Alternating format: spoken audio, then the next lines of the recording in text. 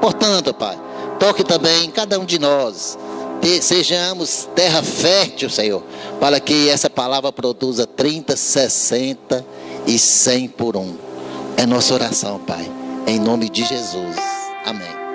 Tenha liberdade. Graça e paz, igreja, amém?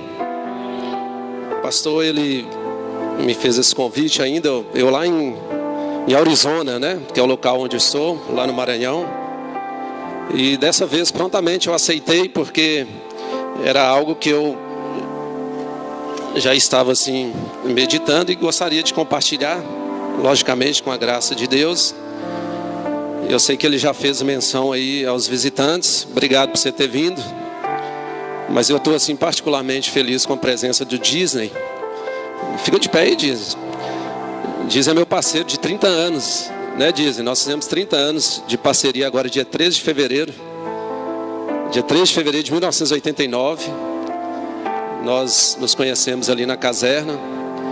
E por longo tempo nós andamos juntos. Ficamos um tempo afastados, logicamente por imposição da minha profissão. E nos últimos tempos, na medida do possível, a gente tem andado junto. Então, o Disney Dias Serafim, né, é meu parceiro. Obrigado por você estar aqui, Disney, por ter aceitado o convite. Falei com ele, ele entrou em contato, né? Está sempre preocupado comigo. A gente se fala via WhatsApp. Aí eu falei com ele, olha, eu fui desafiado a trazer a palavra lá no domingo. Se você tiver coragem, você aparece lá, né? Para nós estarmos juntos, né? Então, assim, logicamente estou duplamente feliz, né, por estar aqui. Essa é a minha casa, essa é a minha igreja local, onde eu sou ministrado. E também pela presença do Disney aqui. Obrigado, Disney, por ter aceitado o convite, por estar aqui conosco. E todos vocês que também estão visitando, né, sejam bem-vindos, em nome do Senhor Jesus Cristo. O que eu quero compartilhar com vocês aqui hoje, eu não sei se é por causa da situação que eu estou vivendo nesse momento, de estar em um lugar tão distante e não poder congregar, por imposição do serviço também, né? Então eu permaneço 20 dias praticamente fora. Na localidade onde eu estou, eu só fico escutando as igrejas, pequenas igrejas, mas eu não tenho a oportunidade de congregar, como eu disse, né, por imposição do meu trabalho. Então talvez por isso que eu valorizo tanto o período que eu estou aqui, né? Faço questão de estar aqui na escola dominical, durante a noite também no culto de celebração. Só são 2 domingos, né? Sendo que desses 2 domingos eu fico em 2 escolas dominicais, né? E um culto apenas de celebração, né? Porque no próximo domingo já estou partindo de volta. Então, pastor, obrigado. Eu vou lutar ali contra o tempo. E eu quero compartilhar um pouquinho daquilo que Deus tem ministrado no meu coração. A W. Tozer diz o seguinte, que toda vez que alguém for pregar, for ministrar a palavra do Senhor, esse conteúdo ele tem que passar por você primeiro, né? Então, tudo aquilo que eu vou falar aqui, né? Nós presbiterianos, nós não gostamos do experiencialismo, né? Mas nós somos canais de Deus. Então, tudo tem que passar por nós primeiro como canais, para que a gente possa ministrar essa palavra a vocês. Logicamente que eu não estou vindo aqui, né, em persuasão, parafraseando o apóstolo Paulo, em demonstração, né, de persuasão de palavra humana, mas eu quero vir até vocês, né, em manifestação do Espírito Santo dele e do poder dele, que é ele quem nos capacita, né, porque em nós mesmos, né, nós não temos nada, né, que vá te agradar, tá certo? Às vezes quando eu venho o pessoal elogia o Alcimar e tudo mais, logicamente que a gente fica lisonjeado, né, pelo reconhecimento que as pessoas têm, pela saudade e tudo mais, mas a porção que a gente tem não é nossa mesmo, né? Então os dons e os talentos que Deus nos dá, ele nos é dado com vistas ao aperfeiçoamento dos santos, para que os santos possam crescer até a estatura perfeita, né, do varão perfeito, que é Jesus Cristo. Amém?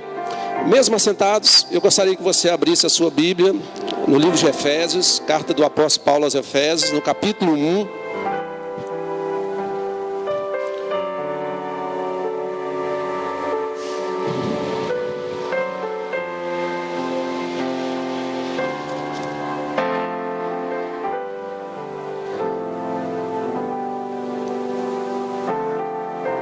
A partir do verso 16. Efésios 1, verso 16.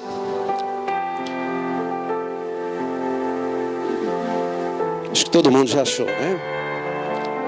Não cesso de dar graças a Deus por vós, lembrando-me de vós nas minhas orações, para que o Deus de nosso Senhor Jesus Cristo, o Pai da glória, vos dê em seu conhecimento o espírito de sabedoria e de revelação, tendo iluminado os olhos do vosso entendimento, para que saibais qual seja a esperança da sua vocação e quais as riquezas da glória da sua herança nos santos, e qual a sobreexcelente grandeza do seu poder sobre nós, o que cremos, segundo a operação da força do seu poder, que manifestou em Cristo, ressuscitando dos mortos e pondo-os à sua direita nos céus, acima de todo principado e poder e potestade e domínio, e de todo nome que se nomeia, não só nesse século, mas também no vindouro.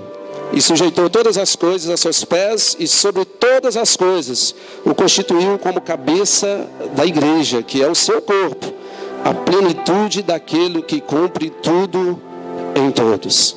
Amém? Eu vou orar novamente, curva a sua cabeça. Senhor, aqui estamos nós, ó Pai, diante da palavra do Senhor, que é a verdade. Essa palavra, Pai, que é como uma espada de dois gumes, apta a discernir os pensamentos e as intenções dos nossos corações. Inclusive ela divide alma e espírito. Ó Pai, nessa hora, eu oro para que o Senhor derrame sobre nós espírito de sabedoria e de revelação no pleno conhecimento do Senhor. Ilumina os olhos também, ó Pai, do nosso entendimento, para que nós possamos compreender verdadeiramente a palavra do Senhor. Que o Espírito Santo do Senhor possa ministrar poderosamente aos nossos corações, apesar de mim, que estou aqui na frente, ó Pai. Para que a palavra do Senhor se cumpra, independente do canal do qual ele está sendo, ó Pai, proclamado. Para que a palavra do Senhor sobressaia e cumpra o propósito para o qual ela está sendo ministrada. Essa é a minha oração, ó Pai, no nome de Jesus. Amém. Amém? Meus irmãos, você não precisa responder, mas provavelmente diante da sua vida cristã, em algum momento da sua vida, você deve ter falado um pouquinho assim mal da igreja. E às vezes da igreja local, e às vezes da igreja do Senhor Jesus Cristo. Você também com certeza deve ter tecido assim alguns elogios. Mas nos últimos anos, essa coisa ela tem se tornado assim muito exacerbada. Isso tem trazido muita preocupação para muitos dos homens de Deus nesse país. Você que está sintonizado, antenado, nós temos tido assim um número escandaloso de desigrejados. Inclusive em 2009, uma jornalista chamada Marília, essa Marília, ela escreve um livro intitulado Feridos em Nome de Deus. Quem já leu esse livro aqui? Já leu, pastor? Ninguém nunca leu esse livro? É um nome chocante. Tem um pastor canadense também chamado Ken Blue. Ele escreve um livro também chamado Abuso Espiritual. Esse livro da Marília, ele fala de como a igreja, aí eu coloco aqui entre aspas, feriu, tem ferido e provavelmente vai ferir muitas pessoas, supostamente no nome de Deus. E o número de desigrejados no mundo e no Brasil tem sido assim preocupante por causa dessa imagem que a igreja, entre aspas, ela tem passado. Logicamente que isso não é novo. Desde os tempos bíblicos, no Novo Testamento, por exemplo, o próprio Senhor Jesus Cristo, ele dava algumas dicas para que nós pudéssemos acautelar, em relação aos falsos profetas. todo aquele que já tem uma maturidade consistente, ele tem que ser um defensor da igreja. Tem um caso muito típico na Bíblia, e vocês vão lembrar, que Jesus, ele chega no templo, e ele vê ali as pessoas comercializando. O que ele faz? Ele, me ajuda aí. O que ele faz? Ele derruba tudo. Só que você já parou para prestar atenção que aquelas pessoas, e logicamente isso num contexto teológico, né? Ali no templo as pessoas viajavam muito, né? E não tinha como ela levar o sacrifício, não tinha como levar um cordeiro, né, por uma distância considerável. E lá realmente tinham os vendedores que vendiam esses animais para serem submetidos ao sacrifício. Ora, se isso era normal, era uma prática comum, por que Jesus ficou assim tão irritado ao ponto de expulsar ali esses cambistas, essas pessoas? Você já parou para pensar nisso? Agora tem uma coisa que chama mais atenção ainda, porque Jesus, ele não só expulsou quem vendia. Quem mais ele expulsou? Quem comprava. Quem comprava. Então, quando o Senhor Jesus Cristo, ele chega naquele templo, que estava sendo transformado em casa de salteadores, não estava sendo instituída a casa de oração, por isso que ele fala, minha casa será chamada casa de oração. Ele ficou irritado com aquelas pessoas que estavam vendendo aquele produto, mas ele também ficou irritado com quem estava comprando. Em João 6, nós acabamos de ser ministrados aqui na ceia do Senhor. João 6 é algo assim que eu sempre gosto de falar. Jesus dá uma dura nos discípulos. Eles viram Jesus multiplicando os pães, fazendo milagres, fazendo maravilhas. E aí Jesus se levanta e ele faz um discurso muito duro. Ele fala, olha, vocês têm que beber do meu sangue e comer da minha carne. E aquilo escandalizou aquelas pessoas que estavam seguindo Jesus. Como assim? Né? Beber do seu sangue e comer da sua carne. E Jesus vai mais fundo ainda. E Jesus fala o seguinte, olha, vocês só estão me seguindo por quê? Porque eu multiplico o pão, porque eu faço milagre. Tem alguma semelhança com o que nós estamos falando hoje? Então não é só quem vende, é quem compra. Peraí, Gilberto, então você está querendo dizer o seguinte, que essas pessoas que se dizem feridas em nome de Deus, elas frequentaram uma determinada denominação, ouviram aquilo lá, e elas não foram satisfeitas nos seus desejos, e a Bíblia vai chamar isso de soberba dos olhos, a concupiscência dos olhos, soberba da vida, da ganância, de ter, e elas pegam e se afastam.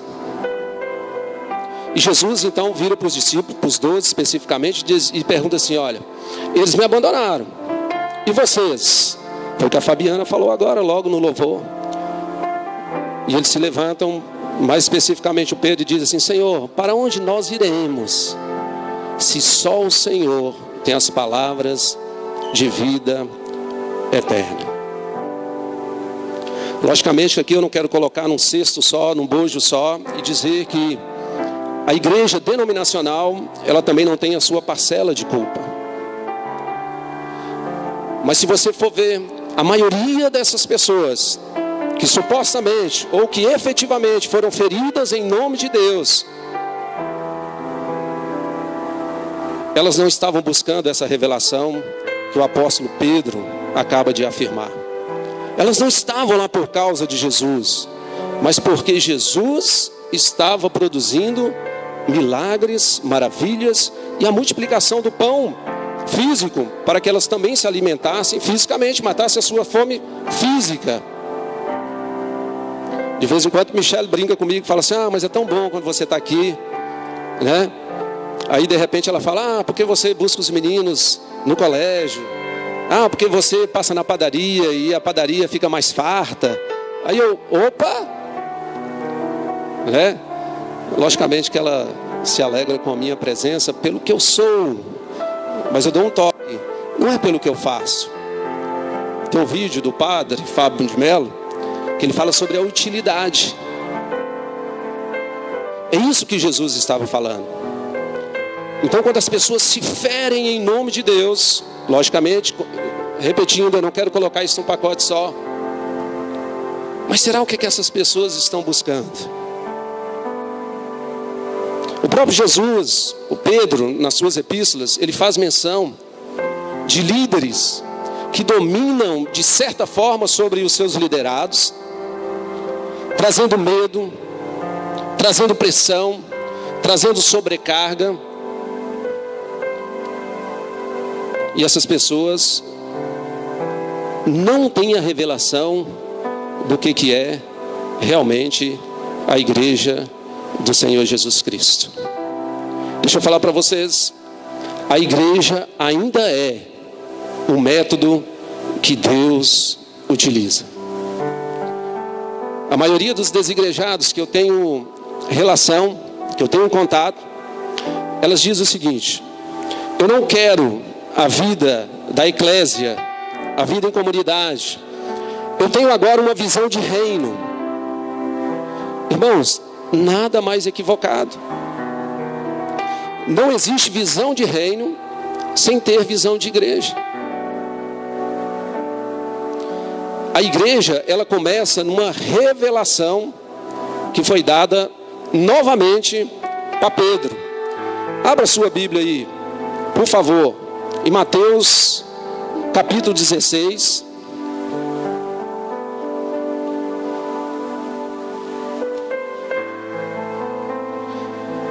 Verso 13. Mateus 16, verso 13.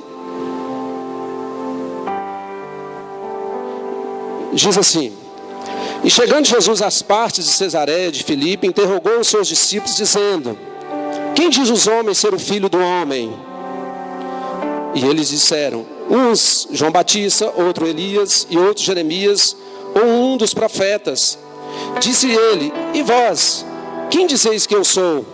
E Simão Pedro respondendo disse: tu és o Cristo, o Filho do Deus vivo. E Jesus respondendo disse-lhe: bem-aventurado és tu, Simão Barjonas, porque não foi carne e sangue quem tu revelou, mas meu Pai que está nos céus.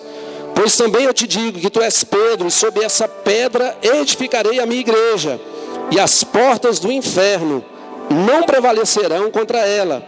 E eu te darei as chaves do reino dos céus, e tudo que ligares na terra será ligado nos céus, e tudo que desligares na terra será desligado nos céus. Meus irmãos, aqui nasce a igreja através de uma revelação desse apóstolo chamado Pedro. E aqui eu quero abrir um parênteses. Logicamente, em algum momento da sua vida cristã, você já teve contato com pessoas, né? Porque o pessoal pega essa passagem, alguns segmentos religiosos, para dizer que Pedro é que tem a chave dos céus. Mas Jesus está dizendo que é sobre a revelação de quem ele era, é que Pedro tinha afirmado aquilo. Foi somente através do Espírito. E para refutar essas afirmações, pula mais um pouquinho para frente. A partir do verso 20, no mesmo capítulo 16. Então mandou aos seus discípulos que a ninguém dissessem que ele era o Cristo. Desde então começou Jesus a mostrar aos seus discípulos que convinha ir a Jerusalém e padecer muito dos anciãos e dos principais dos sacerdotes e dos escribas e ser morto e ressuscitar ao terceiro dia. E Pedro, tomando de parte, começou a repreendê-lo, dizendo: Senhor, tem compaixão de ti, de modo nenhum lhe acontecerá isso. Ele, porém, voltando-se, disse a Pedro: para trás de mim, Satanás, que me serve de escândalo. Em algumas versões vai estar escrito pedra de tropeço, porque não compreende as coisas que são de Deus, mas só as que são dos homens. Meus irmãos, num bate-papo na mesma palavra, o cara se levanta com uma revelação de que tu és o Cristo, o Filho de Deus. E Jesus começa a falar que ele vai padecer, que é necessário que ele seja entregue na mão dos anciãos, dos escribas, dos fariseus. Já apontando daquilo que vai, Pedro me dá uma furada dessa e diz: não vai acontecer isso contigo. E Jesus o repreende e fala que ele é pedra de tropeço. Então Pedro não tem nada a ver com a igreja. Ele vai ter em parte por ser apóstolo. Então quando Jesus fala, que sobre essa revelação que foi dada pelo Espírito Santo, ele edificaria a sua igreja e as portas do inferno não prevaleceriam contra essa igreja. Não confunda a igreja CNPJ com a igreja do Senhor Jesus Cristo. Então quando eu leio uns livros desses, abuso espiritual, feridos em nome de Deus, eu não quero dizer de forma alguma, não quero refutar nenhum desses autores, porque isso é uma realidade, mas eu quero afirmar com toda certeza que a igreja do Senhor Jesus Cristo, não. A igreja do Senhor Jesus Cristo, a verdadeira igreja do Senhor Jesus Cristo, essa noiva tão amada, que ele está preparando para um dia vir buscar, ela não fere ninguém.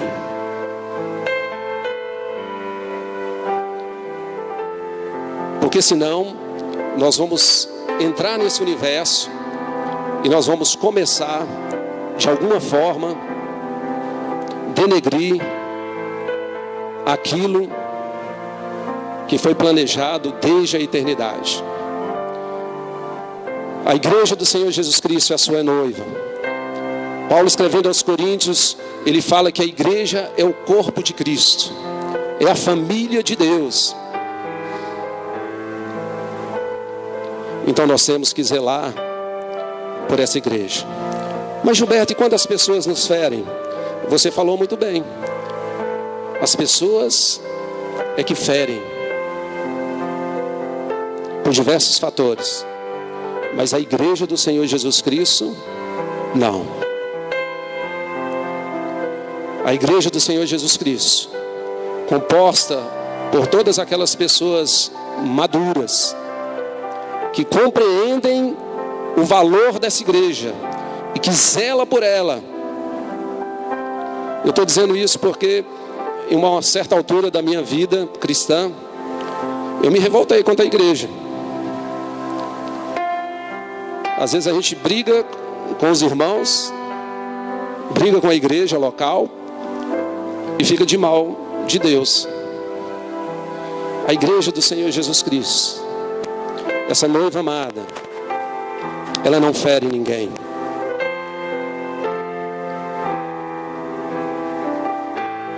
Hoje o convite para mim e para você é que a gente trate com muito zelo a igreja do Senhor Jesus Cristo. E essas divergências, Gilberto, como é que a gente faz? Se você perguntar para o desigrejado, ele vai falar assim: olha, eu saí porque eu não conseguia conviver, tinha algumas coisas que não me deixavam confortáveis. O apóstolo Pedro, através do Espírito Santo, nos chama de pedras vivas. Você não é igreja sozinho. Sozinho você é o templo do Espírito Santo do Senhor. Quando nós nos reunimos aqui agora, como nesse momento, nós somos igreja. Todas as pessoas que se isolaram, pensando na possibilidade de ser igreja sozinho, caíram com os burros na água. Porque essas pedras, elas têm que se misturar umas com as outras. Porque através desse atrito é que nós somos lapidados. E acreditem, não existe outra maneira.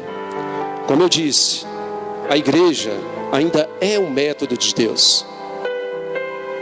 Paulo, escrevendo aos Efésios, no capítulo 3, no verso 10, depois você pode consultar na sua Bíblia, ele diz o seguinte: agora, por intermédio da igreja, a multiforme sabedoria de Deus vai ser conhecida. as coisas não acontecem por acaso. Me entenda bem, não se escandalize comigo. De Gênesis até o capítulo 28 de Mateus, você vê a operação de Deus. Quando Jesus Cristo nasce, o Emanuel, o Deus conosco, Ele está cuidando de todas as coisas ali. Mas quando Cristo é assunto aos céus, a partir do momento que Cristo é assunto aos céus, e aquelas pessoas ali no cenáculo, você conhece muito bem essa história, orando, e de repente um vento impetuoso vem, que é o cumprimento da profecia do Joel, que o Espírito Santo desce, ali começa a igreja. Desse momento em diante, não tem João Batista mais. Me entendam bem no que eu vou falar. Não tem Jesus mais. Tudo que Deus está fazendo nesse presente momento, Ele faz através da igreja. Por isso que Paulo, escrevendo aos Efésios, ele diz, olha, que agora, por intermédio da igreja, é que o mundo vai ver, vai perceber a multiforme sabedoria de Deus. O contexto que ele está escrevendo aos Efésios é o seguinte, olha, o mistério que estava oculto para as outras gerações, agora foi revelado, Cristo em vós, a esperança da glória. Por isso que eu e você, juntos, que somos igreja, nós temos que valorizar a igreja demais. Com todas as suas mazelas que a igreja local tem, toda igreja é assim, porque ela é composta de mim e de você. Temperamentos diferentes, maneiras diferentes, gostos diferentes. Mas o apóstolo Paulo também, escrevendo aos Gálatas, aos Efésios, aos Filipenses, ele diz, olha, vocês são muitos, cada um aí com sua característica, mas nós estamos unidos por um só Espírito, por um só Deus e com um só objetivo. Não pense que Deus vai inventar outro método, outra maneira de atuar na terra, a não ser através da igreja. Por isso que a igreja é importante. Não tem como você ficar fora dela. Você fora da igreja, você é templo do Espírito Santo. Isso é bíblico. Mas você fora da igreja, você não é igreja. Porque sozinho você não é igreja, você é uma pedra viva. Quando essas pedras se unem, é que elas vão fazer o crescimento. Em Efésios 4, que vocês conhecem muito bem, a partir do verso 11, ele diz assim, ó, e Ele mesmo, Cristo, deu uns para apóstolos, profetas, evangelistas, pastores e mestres, com vistas ao aperfeiçoamento dos santos. Para quê? Para que cada um de nós chegue à estatura do varão perfeito. E que vocês não sejam mais como meninos, agitados de um vento a outro, né? Ouvindo e praticando todo o vento de doutrina. Aí está o problema. Aí está o problema. Hoje eu estava comentando com o Marcelo mais cedo. Às vezes alguém chega na igreja, essa pessoa começa a frequentar a escola dominical, e ela começa a ser muito solícita, muito pronta, só que ela está aprendendo ainda os princípios elementares da palavra do Senhor. Aí a gente vê algumas características nelas, de dons ou de talentos. O que é que a gente faz? A gente pega essa pessoa que ainda está aprendendo e já dá uma função para ela. Deixa eu te dizer uma coisa aqui, ó, sem medo de errar. Deus não te mede pelo que você faz para Ele. Deus te mede do quanto você tem dele. Sabe qual é o papel da igreja hoje? É ter filhos maduros. Hoje na escola dominical, o Ivan leu um texto que é maravilhoso. Lá no Jardim do Éden, quando o homem peca, ele perde um monte de coisas. Todo mundo já sabe aqui. Todo mundo está igual eu, o Marcelo, o Disney e o Paulo um pouquinho também, careca de saber. Mas deixa eu te falar uma coisa, o pecado também trouxe inimizade entre o homem e a criação. Hoje de manhã